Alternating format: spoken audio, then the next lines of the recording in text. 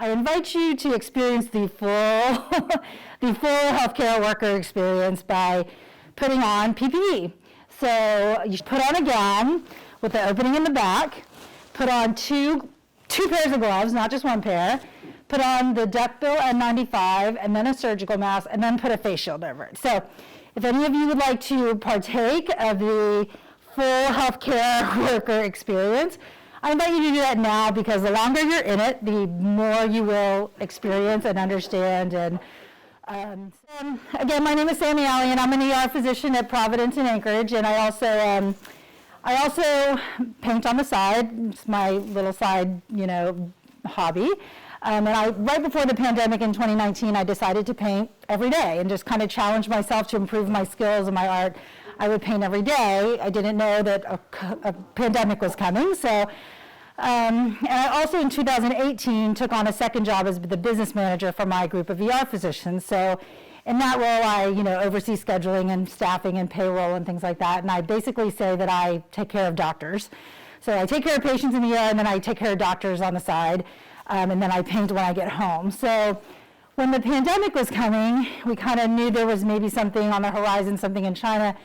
We weren't really sure what was happening, so we were just kind of bracing and preparing. But one of the very first things that happened was an ER doctor in Washington got sick with COVID. And the medical community is very small, so you kind of knew somebody who knew this guy. And this ER doctor, he was wearing what you're wearing. He was wearing all the layers.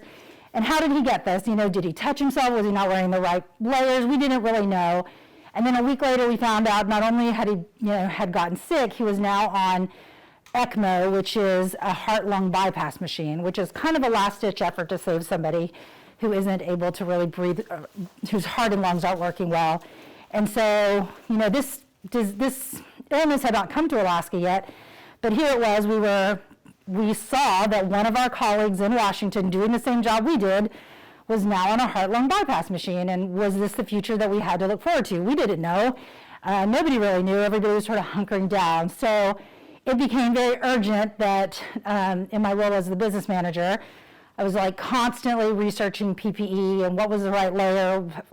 Do we need to be in Gore-Tex? Did we need to be wearing PAPRs? Was this enough? Was it not enough? So a lot of that stress from just that situation with him in Washington was really on our minds when COVID hit. So when COVID did hit in Anchorage, the plane from Wuhan, China, evacuating immigrants had come. That was before it hit, and we were very nervous about that. And then finally, we did get our first cases. And when I looked around at my coworkers in the emergency room, I could see, that they were all very scared, that they looked to this doctor in Washington who had gotten sick. They didn't know, I had pregnant colleagues, doctors and nurses and techs who, they didn't know if this was, a risk to their pregnancy.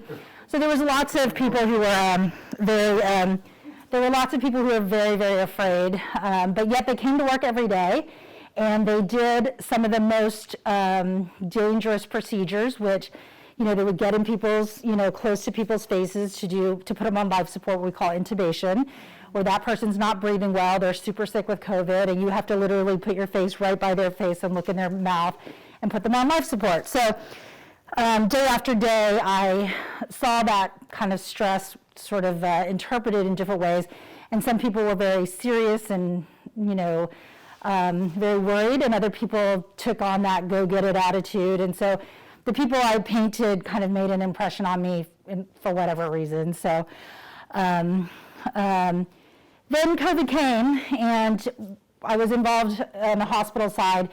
I was at some of those early meetings with the hospital, trying to see what we could do as a hospital and as a community.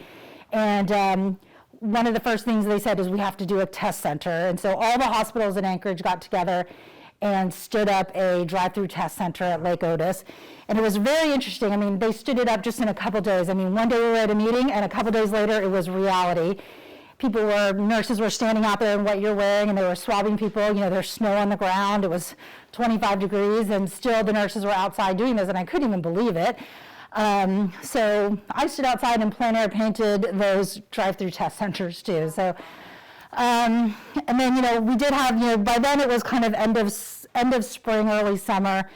We went to Kodiak a lot, and we have a little cabin there, and I painted some cows in mass. And thank goodness our animals and our children did not get seriously affected with COVID, or I think things would be different.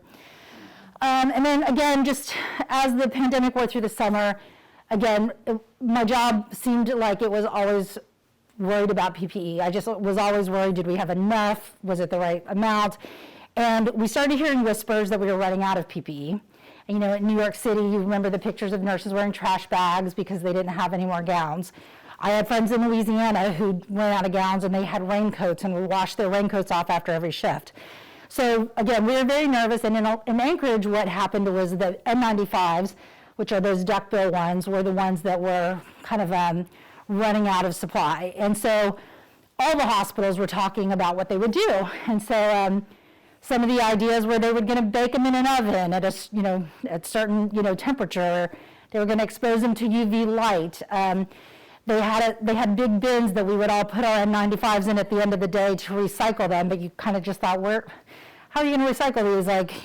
Aren't people sick, and aren't our germs on these too? And anyways, and then they had an idea where maybe you would get your own N95 back, and you'd write your name on the inside of your N95, and somehow it would get baked and come back to you. And that never came to fruition. I think people did try to write their names on it, but I'm not sure that ever came to fruition. But again, just taking care of doctors, I just thought there's no way that I wanted to wear somebody else's N95, right? Because we still didn't know how to treat this illness, and we certainly didn't want to get it from somebody else's N95. So we developed a system of the paper bag system where we gave each doctor 10 brown paper bags, and I had gotten from the state enough N95s to provide each doctor 3 N95s. So we told them, and by now most everybody had saved an N95 or 2 on the side at the end of a shift and hung it up in their locker. So most people had about 4 or 5 total masks. I had 7 or 8 because I, was so nervous about it. And everybody got 10 paper bags, and you would write, you'd wear the first mask on the first day. At the end of the day, you'd put it in a bag, let the germs die off. The second day, you'd wear the second mask, put it in bag number 2, and then you'd mark off, that you used it. And on your 4th day, then you'd go back to the first mask that you wore, and then you'd mark that you used it a second time. And we figured you could, maybe try this 4 or 5 times before the masks were literally too flimsy. The little cotton would come off and tickle your nose and they'd be too irritating, or they get so dirty with your, makeup or whatever. So anyways, so we have this paper bag system, and that's what those paper bag paintings are. When I knew I was going to have this art show, I did reach out to my colleagues and I said, hey, do any of you still have your brown paper bags? And 3 doctors contributed bags. So Tiffany Peterson, Danny Midland, and then I have my paper bags, and then Dave Otten had some paper bags too. That these are their actual bags that they used, and marked off how many times they used them. As the end of the summer came, I did have some time off finally. Like I said, I was going to Kodiak, and I dreaded going back to work because when I thought about going back to work, I just thought about the PPE just digging in my ear. For me, that was my big problem with PPE. I mean, yes, my glasses fogged up, but really it was this digging in the ear. It really felt like your ear was just being ripped off. And so I tried to explain to my husband one day, I was like, I do not want to go back to work because, gosh, my ear just feels like it's ripping off of my face. And so then I ended up painting that middle painting, and then the rest just flowed out of me. I mean, it was like painting vomit. It just all came out of me, and I just couldn't help but paint these like gory pictures, and I didn't mean for them to be that way, but it was just, I was just trying to express how I was feeling about, when you would rip the tape off your nose and all their skin would come off, or you'd have acne, maskne. So anyways, it seemed like PP was a very big part of my struggle. And then about August, one of my friends in Louisiana, she actually signed up to be part of a Moderna vaccine trial. And I remember she asked me, she said, would you do it? Do you want, what do you think? And I said, gosh, I don't know. I mean, if your leg goes numb in 10 years, are you going to start thinking, gosh, was it that vaccine, But she signed up for it anyway, and she actually developed a fever after her first dose.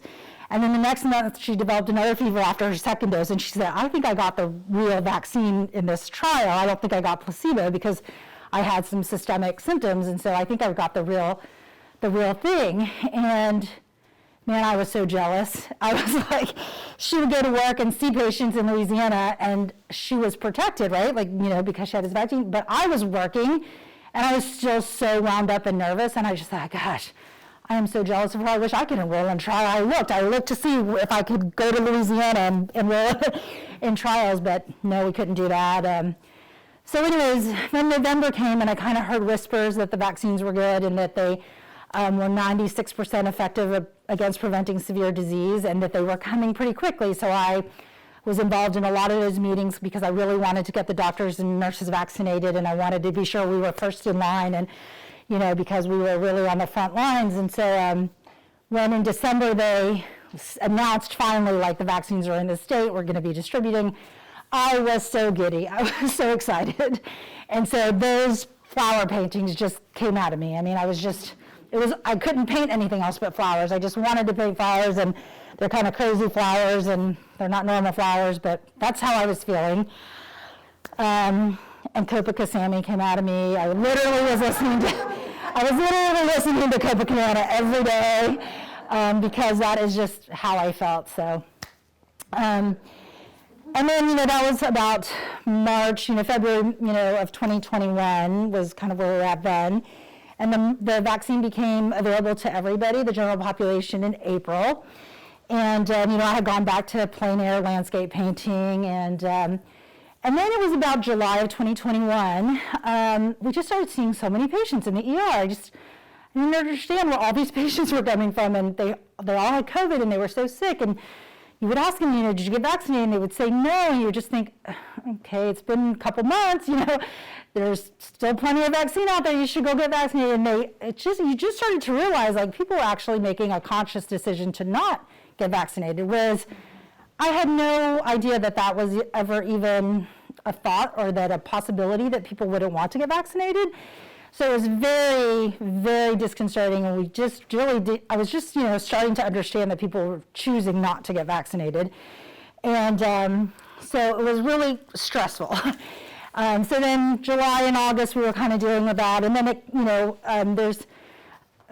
when I started thinking about why people weren't getting vaccinated, I was starting to think about Dr. Vladimir Zelenko, who is a family doctor in New York.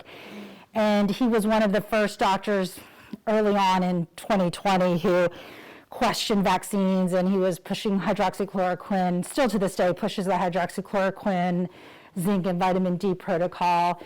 But he just, to me, represents kind of that other viewpoint of what's happening, because it's definitely happening. And we were intubating more and more people because they were super sick with the Delta variant. That cluster of patients was just super sick. So it just seemed like this is kind of what I was dealing with every day. And then when you would ask the patients who came in and got admitted into the hospital, they were all unvaccinated. I mean, to this day, I have not admitted anybody who was a healthy person who was vaccinated and had severe COVID. I mean, they've all been either, the vast majority, unvaccinated, or vaccinated but had a severe comorbidity like cancer patient on chemotherapy. But everybody else, and I asked them, I said, I'm not judging you. I just want to know what the barriers are to vaccination. I mean, I'm not judging you, but, why didn't you get vaccinated? And most of the time they would say, they will say, to this day, they say, well, I just didn't think I would get it. Most people, that's what they say. I didn't think I would get COVID. I don't really spend time with other people, and I didn't think I would get it. And then the other one, is like they don't trust the vaccine, or they don't trust Dr. Fauci, or, there's a couple other, comments that you get, but for the most part, people just don't think they're going to get it. Then the large painting is some of the medications we use to treat COVID. And then it was about end of August, I was seeing a patient who was actually a congestive heart failure patient, not COVID related, just there for shortness of breath, but needed a little oxygen, just needed a little time so I could get some meds on board and start treating him. And I talked to the respiratory therapist and I said, hey, let's put him on some BiPAP. This little machine that you wear, kind of like a nighttime CPAP machine, and let's give him some extra oxygen just so I can give him some diuretics and some medication to get him peeing a little bit. And she said, well, are you sure you really want to put him on that? Because we really only have one more machine left, and are you really sure? Can't you just turn up his oxygen?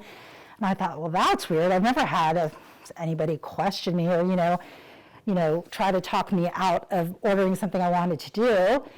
And then it was just days after that we, as a hospital, were writing a letter that was published in the paper that you saw that we were practicing crisis standards of care. I think up on the floor they were running out of dialysis machines, and also the high flow machines and the BiPAP machines, which was the one that I was trying to use. So that crisis standards of care, that situation, and now kind of even is reflected in the supply chain problems that we're having, is reflected sort of in that painting with the red car in the parking lot there. So I do feel like, though, we've had a little break from Delta now. Omicron's here. Omicron's definitely here. We're seeing our numbers pick up now. But it's a little bit better than Delta. People aren't quite so sick. So I do feel like we've passed another peak, and every peak, we're not off the mountain, but we're past another peak. And I reflect on these people a lot and the work that they do and how compassionate they are towards other people. And I do feel like there is hope for a day when we're not all arguing and on opposite sides of every issue. And I am optimistic that there's a day when COVID is going to be endemic and just kind of in the community, and we'll have more natural immunity and more people will get vaccinated. So I am hopeful, and I've always wanted to sort of end the show on a hopeful note, even as kind of crazy and turbulent as the past 18 months has been. I do feel like we're close. I think we're close to it being endemic and there being sort of happier times ahead. So anyways, thank you to Homework Council on the Arts very much, and I hope you enjoy the show.